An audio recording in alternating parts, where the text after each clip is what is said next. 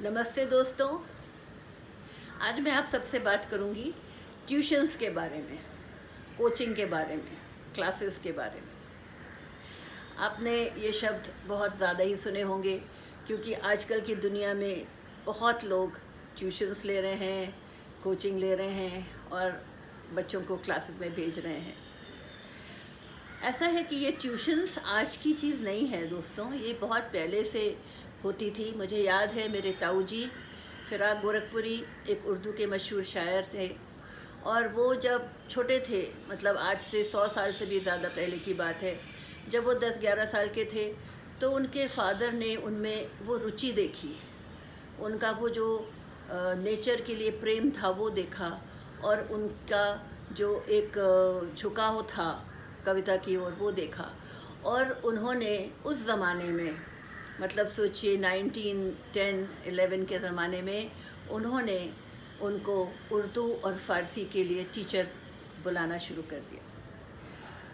ऐसे ही मैंने देखा जब मैं छोटी थी और मेरी छोटी बहन को सितार का बहुत शौक़ था, तो मेरे माँ बाप ने सितार सिखाने के लिए उसके लिए टीचर रखे थे और वो बहुत सुंदर सितार बजाने लगी थी।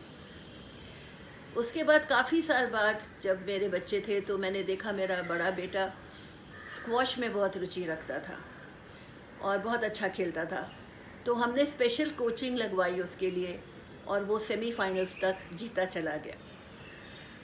और तो आप लोग हंसेंगे सोच के दोस्तों कि मैं भी जब करीब 50 साल की थी तो मैंने देखा कि इतनी पढ़ाई लिखाई के बाद भी मुझे कंप्यूटर नहीं आ रहा था।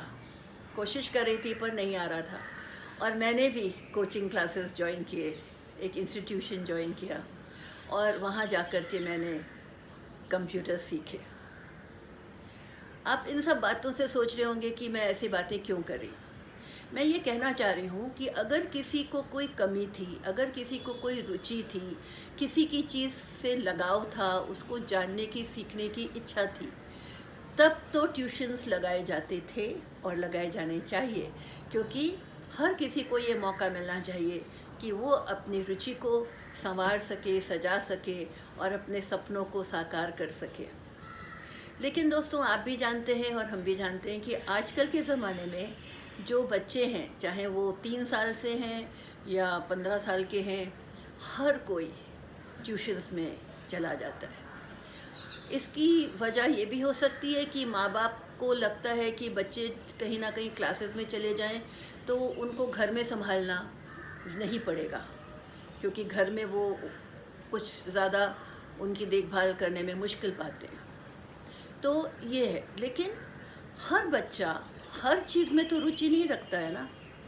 लेकिन माँ बाप हैं, वो पड़ोसियों के बच्चों को देख के, अपने दोस्तों के बच्चों को देख के, अपने कॉलीग्स के बच्चों को देख के, जो जहाँ ज्वाइन किया हुआ है उसकी नकल में हर जगह अपने बच्चों को भेजने लगते हैं। और ये बच्चे डांस भी सीखने लगते हैं, गाना भी सीखने लगते हैं, ड्राइंग और आर्ट भी सीखने लगते हैं और गिटार बजाना भी सीखने लगते हैं, पियानो बजाना भी सीखने लगते हैं। और आजकल तो वैदिक मैथ्स और मेंटल मैथ्स इस तरह की भी कोचिंग क्लासेस शुरू हो गए हैं। और इसके साथ साथ स्कूल की पढ़ाई के तो क्लासेस होते ही हैं दोस्तों।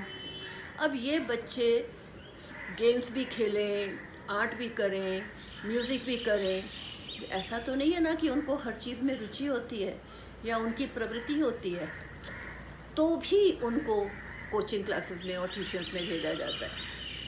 यही बात मैं आज कहना चाहती हूँ कि किसी तरह से इन बच्चों के ऊपर वो बर्डन नहीं डालना चाहिए, वो बोझा नहीं डालना चाहिए, क्योंकि अगर वो उस चीज़ को नहीं कर पाते हैं दोस्तों, तो उनमें एक, जैसे कहना चाहिए कि अपनी कमी नज़र आने लगती है, एक इन्फीरियॉरिटी आने लगती है। क्योंकि उनको मान लीजिए ड्राइंग नहीं आती है और उनको ड्राइंग के क्लास में डाल देंगे तो टीचर तो उनको डांटती ही रहेगी। या उनको मान लीजिए पियानो बजाना नहीं आ रहा है लेकिन उनको डाल दिया है पियानो की क्लास में, तो वो तो नहीं बजा पा रहे होंगे ना पियानो। तो ये बात है जो मैं आज आप सबके सामने कहना चाहती हूँ कि अपने बच्चों को वहाँ आप ज्वाइन कराइए, वहाँ पे उनको आप उनकी कला को मांझने के लिए भेजिए, जहाँ वो सुधार हो सके, उनको मज़ा आ सके और वो कुछ ना कुछ अच्छी चीज़ें सीख सकें। आज मुझे यही बात आप सबसे कहनी थी कि ये बहुत ज़रूरी है कि हम लोग अपने बच्चों पे बोझा न डालें। हम उनकी भलाई चाहते हैं, इसलिए हम उनको यहाँ सब भेजते हैं, पर थोड़ा सा सोच समझ करके, उनकी रुचि को देख के, उनका जो जिस तरफ शौक़ है उसको देख के, तभी हम ये समझें और सोचें और निर्णय लें कि उन्हें कहाँ ट्यूशन देना है, कहाँ क्लासेस में भेजना है।